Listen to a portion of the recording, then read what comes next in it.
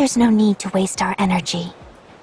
Come tomorrow, the water will recede and the path will reappear. I found this place earlier when I was wandering around the island searching for materials. As I was walking here, I noticed that some dead fish and seaweed had washed up halfway along the pathway. I looked into it, and this phenomenon is referred to as high and low tide. Look at those rock walls. See those watermarks? That's as high as the water level will get. So get a hold of yourself and come sit down. Your energy is making me nervous. How could I not be? Since I know nothing will happen. Now come and sit down.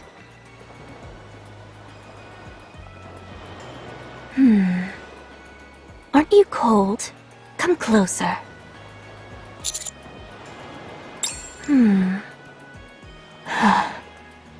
Are you feeling uncomfortable? Then come sit closer. I'll make us some tea. Yes. I thought it would be nice to have a cup of tea while taking in the ocean view. So I brought some from the Ark.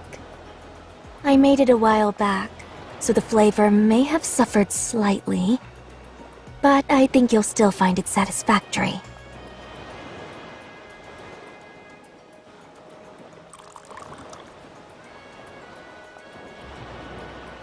Here, try some. Is it good? It may not be the fanciest of setups, but this isn't a half-bad way to drink it. The most important thing is that it's nice to be somewhere where it's just you and me. I won't be forgetting this anytime soon. Stay still for a moment.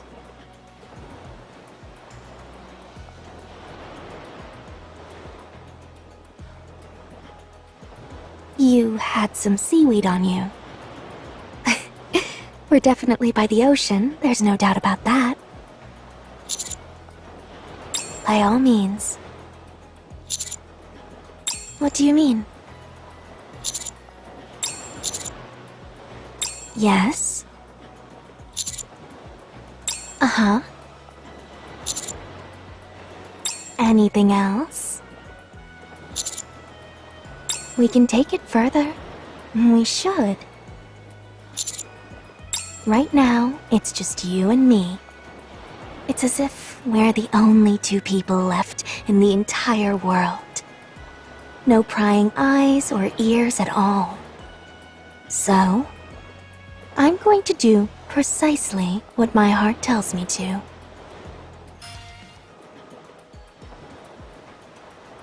They say the sea is particularly beautiful at night. I'd love for you to take a moonlit stroll with me.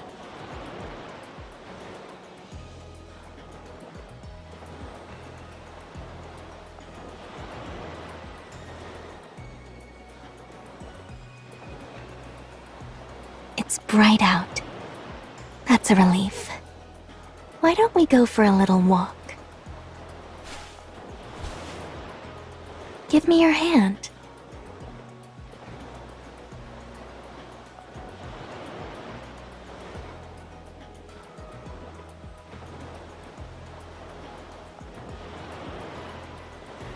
You have such big hands. You're quite tall as well. And you have nice broad shoulders. Such a masculine body. I never noticed how attractive you are. Which part of me do you find beautiful?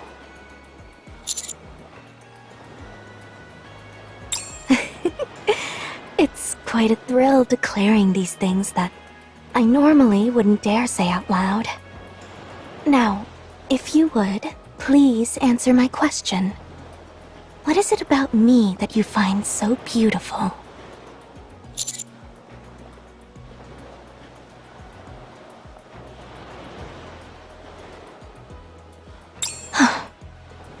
You're quite obvious with your assessment of beauty, aren't you?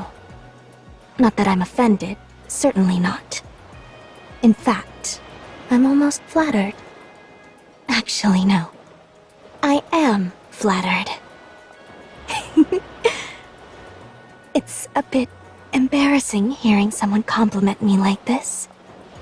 You don't look embarrassed at all, though. Apparently, you must be used to being given compliments. Something has been weighing on my mind these past few days. Whether you can truly be mine, and mine alone. I know that you're destined for great things, and your entire life can't revolve around me. I understand that. But this, here, it belongs to me, and no one else. Remember that.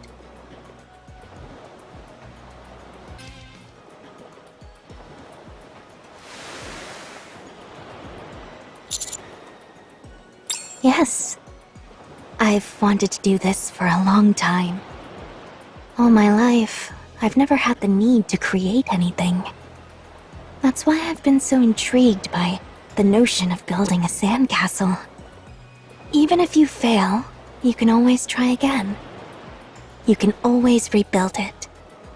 It's quite forgiving for someone who's a beginner like me. How about the Semekai Mansion? You never know until you try. I know that place inside and out, like the back of my hand. Theoretically speaking, it should be the perfect starting point for me. Shall we give it a try?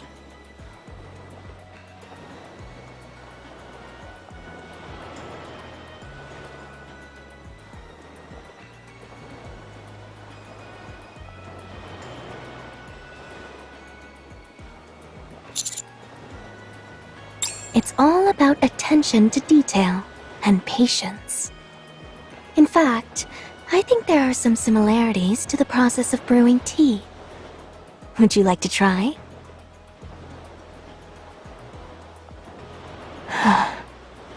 Here, come sit behind me. Let me guide your hands and teach you.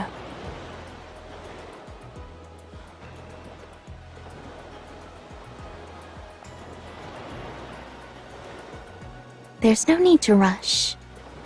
Take it nice and slow, as if you're caressing the sand with your fingertips. You're doing well. Let's try making a gap here.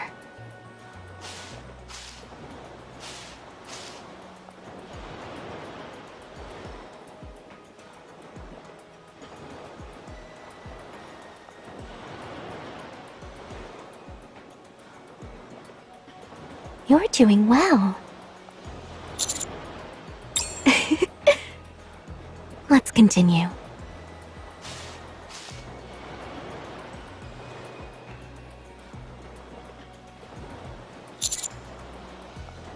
That's right. Yes. The previous head of Semekai was my father.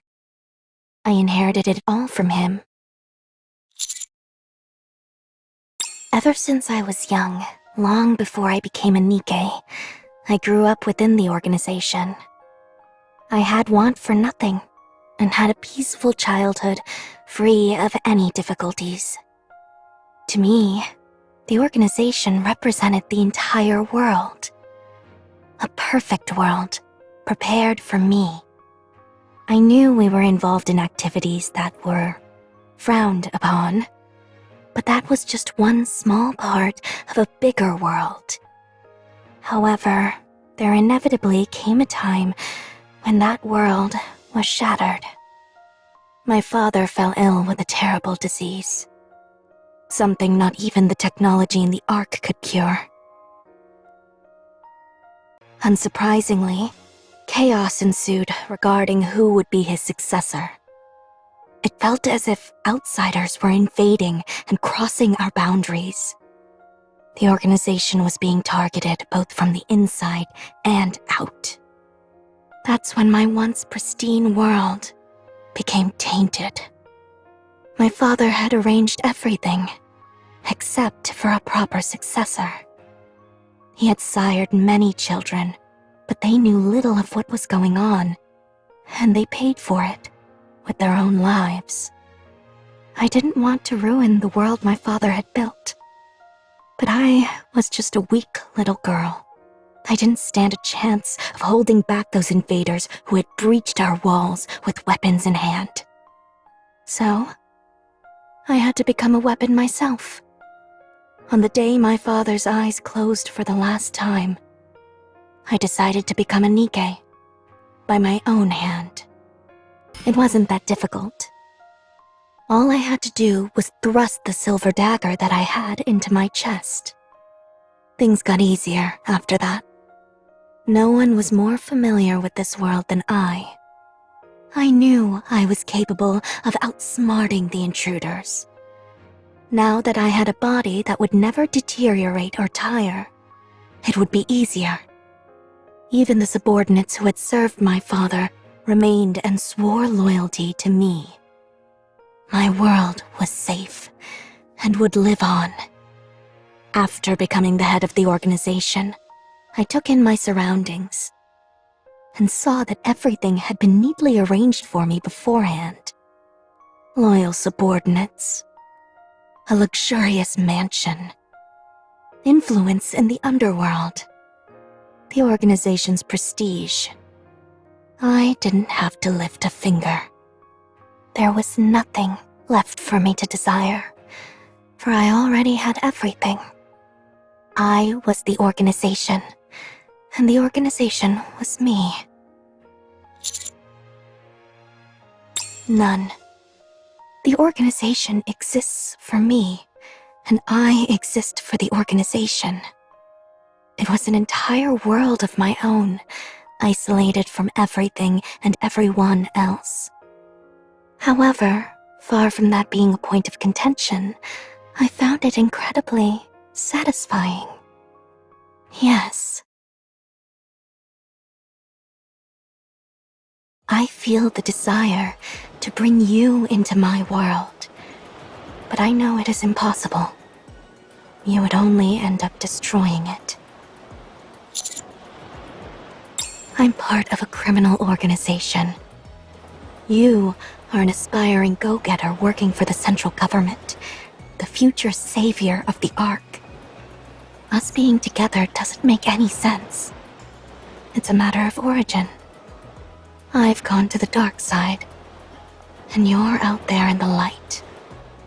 No, perhaps there is some gray to you. That's why I can't stop myself from desiring you. If you were entirely on the good side of things, I could have suppressed my feelings. Sometimes I think, since you live in a world of gray, perhaps there is a chance of you coming to the dark. But then there are other days when I think there's no chance of that happening.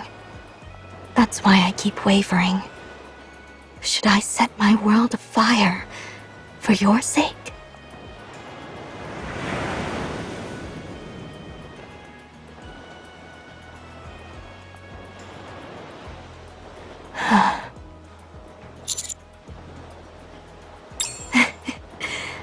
You always say what I want to hear. You know this is an impossible situation. It's outlandish enough to the point where I've taken to believing in superstitions involving pink dolphins. I want to acquire the object of my desire without making any real changes to my life. How desperately I desire you. But in the end, superstitions are just that, and nothing more. Even so, I'm wavering. I'm willing to do anything to have you. I would even turn my back on the organization. But I must be patient. I must wait for the day when I find a way to have you and the organization both. I'm only satisfied when I can have everything I want. Call it a personal flaw. So please, wait for me. Stay where you are, like a beautiful photo.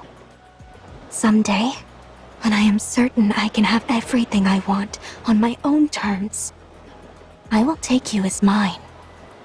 Until then, I will not waver. The moon is beautiful. The night is still long. Spend a bit more time with me, please.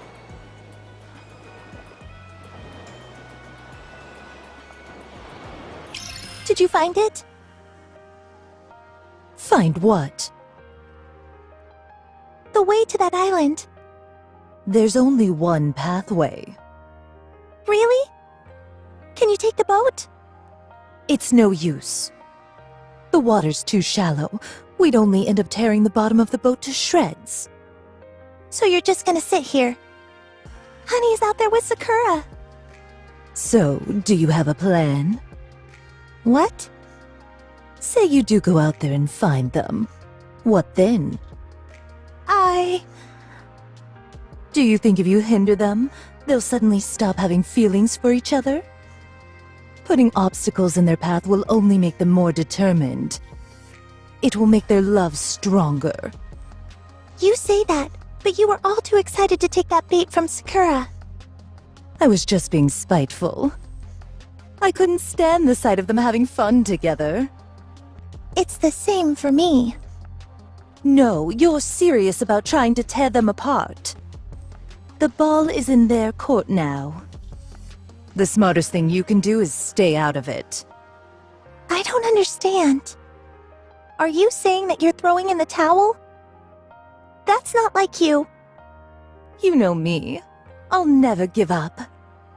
It's just that I'm confident. About what? That Mister won't fall for her so easily. And even if he does, what of it? I'll just take him back. But why allow it to happen in the first place? Why not just make him yours sooner? You are really tenacious. Say that again? I said that you're awfully tenacious. You're over here seething because someone else likes him, when he's never been yours at any point. It must be exhausting going through life like that. Here's what I find particularly amusing. You wouldn't be losing your cool like this if you were confident about his feelings towards you. You are a rather avaricious one, aren't you? No wonder they call you Viper. If you're so desperate, try swimming. As for me, I'm going to have a drink and go to bed. Wait, I have nothing more to say to you. I said wait. You can say it as many times as you want. I'm done with you. So you think I'm a joke, is that it? Okay. You probably consider me a lowly insect, scurrying about amongst the filth. Well, let me tell you something. You're no different. If anything, you're worse. You're scum.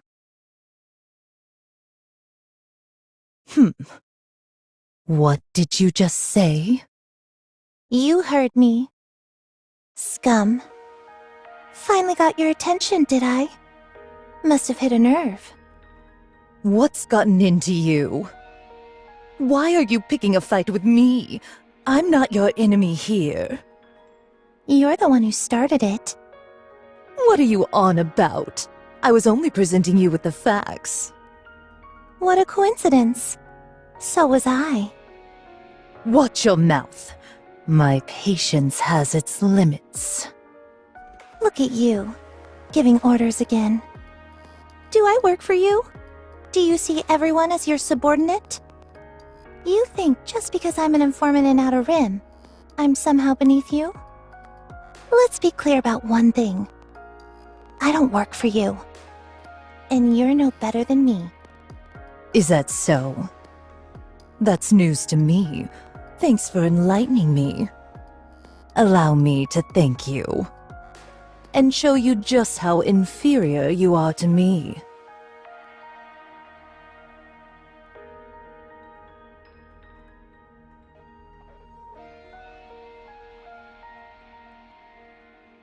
Exotic. The squad I'm associated with. The rank I was given in the world of the Ark. What I do is simple. I reside in the Outer Rim, the garbage dump where the Ark tosses all of its refuse. There, I gather all sorts of information and report it back to the central government. I do this to ensure nothing poses a threat to the Ark. I also conduct myself accordingly so that the Outer Rim doesn't collapse upon itself. The Ark needs a garbage bin. The Outer Rim is a filthy collection of dim and dingy alleyways. I wander through these veritable gutters, trafficking information. Honesty and kindness have no place in my line of work. In this cesspool, people will stab you in your back for their own benefit without a moment's hesitation. I've done what I've had to do to survive. This was the lot in life which was assigned to me. I've deceived. I've spread rumors. I've betrayed others. And I survived. Until one day, people started calling me Viper. Underworld Queen came to the Outer Rim. They keep the unseemly elements in check. They're a dark force feared by all. But to me, they were resplendent. However, my admiration quickly turned into jealousy. I knew it. It's obvious what you do. Who do you think you are, turning your nose up at me? What's the difference between you and me, huh? We've both gotten our hands plenty dirty. So why did you get out while I'm still down there? Because you chose to live the way you have. Don't say it was to survive. I've heard that pathetic excuse too many times. Anyone who managed to claw their way out of that hellhole would froth at the mouth if they heard you spew that line. What am I supposed to do? Do you see this choker on my neck? Do you even know what this does? It's a shackle put on me by the central government. They give me impossible tasks, and if I don't do them, it will explode. Does that sound like I have a choice in the matter? If it were me, I would cut it and dye it on my own terms. That's easier said than done. You've never been thrown into a situation like this. That's why you can stand there and put on your holier-than-thou act. You've had everything handed to you. I have everything? Do you think all that I have was given to me at birth? At least you weren't thrown into the gutter with nothing like I was. It's not fair. You think this is the life I wanted? I never wanted to end up like this. The Ark is the only reason I've sunk this low. I can't stand it. Sometimes I just wish the Ark would disappear. Then everyone would be equal. That's a dangerous thing to say. Do you like the Ark? You must. You get to sip on nice wine, order your underlings around, and wear nice clothes. You can have anything you want. Learning how to drive a boat, surfing, those things are so far removed from my reality that it's not even funny. You can freely switch to a body for swimming as long as you wish. If you wanted, you could enjoy every single thing the Ark has to offer. As for me, all I have is this old, broken-down brick of a phone. All I can do is skim through outdated magazines and pretend that I know something. Anything. Oh, give it a rest. You made your bed. But what have you done to get out of it? If you ask me, nothing. Let me ask you something. Why did you come here? Why are you so obsessed with taking photos? Are you planning on selling them off somewhere? What? You strike me as the kind of person who would do that thing. As for why I think that, you only have yourself to blame. I believe you had plenty of opportunities to get out, but you never took them. So what if there were? I'm too busy trying to keep myself alive. I don't have time to dream of better things. Whereas you have nothing but time. You have so many opportunities and so much power. You think you've resigned yourself to living in the darkness? Fine. Then let me tell you what I see in you. You shine so bright. Too bright. I can't stand it. I want it all to come crashing down. Why can't I have that? Answer me. Why do you have everything while I have nothing? What's so different between you and me? If one small thing, one tiny event had transpired differently, I would have been where you're standing. You've got the nerve to call me tenacious? You, of all people. Why do I desire something when it's not even mine? It's because I don't have anything. Someone like you, who has everything, could never understand.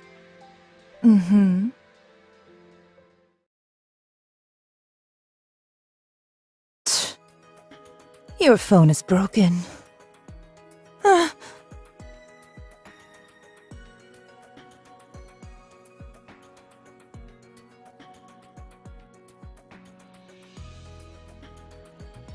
This was the one thing I could call mine.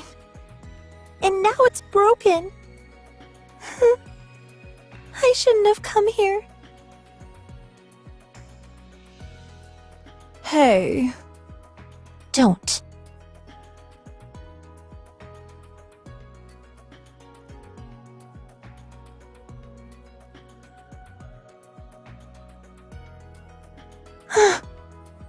I can't stand it. They've taken everything from me. Viper! Viper! I saw a big old jellyfish over there! Let's go check it out! It looks super cool! Hurry! Huh? Viper? Are you crying? I'm not crying. There. Don't cry, Viper. If you do that, I'll be sad too. I told you, I'm not crying.